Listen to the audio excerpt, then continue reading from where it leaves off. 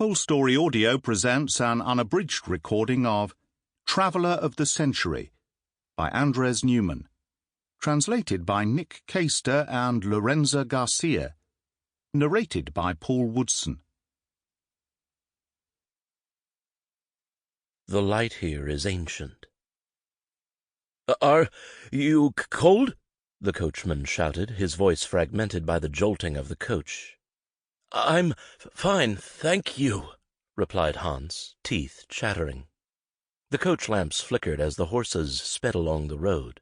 Mud flew up from the wheels. The axles twisted in every pothole and seemed about to snap, their cheeks puffing. The horses blew clouds from their nostrils. An opaque moon was rolling above the horizon. For some time now, Vandenburg had been visible in the distance to the south, and yet, thought Hans, as often happens at the end of an exhausting day, the small city seemed to be moving in step with them and getting no nearer. The sky above the carriage was heavy. With each crack of the coachman's whip, the cold grew bolder, pressing against every outline. "Is there much further to go?" asked Hans, sticking his head out of the window.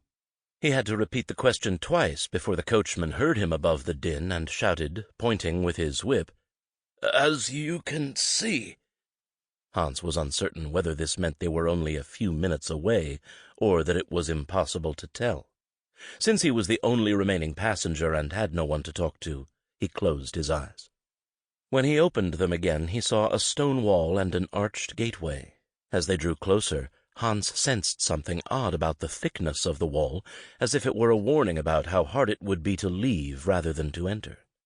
By the dim light of the coach lantern he could make out the shapes of the first buildings, the round-cut tiles like fish scales on some of the rooftops, the needle spires, the ornaments shaped like vertebrae.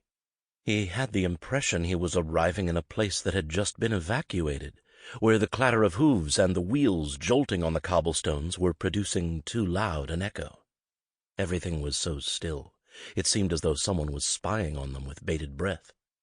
The carriage turned a corner, and the horse's gallop was suddenly muted. They were now on a beaten earth track. They went down Old Cauldron Street. Hans caught sight of an iron sign swinging in the breeze. He told the coachman to stop. The man climbed down from his perch. When he reached the ground, he looked puzzled. He took a few steps, peered down at his feet, smiled uncertainly. He patted the lead horse's neck and whispered some words of thanks in its ear. The animal replied with a snort. Hans helped him untie the ropes from the luggage rack, pull back the wet canvas. Sample complete. Ready to continue?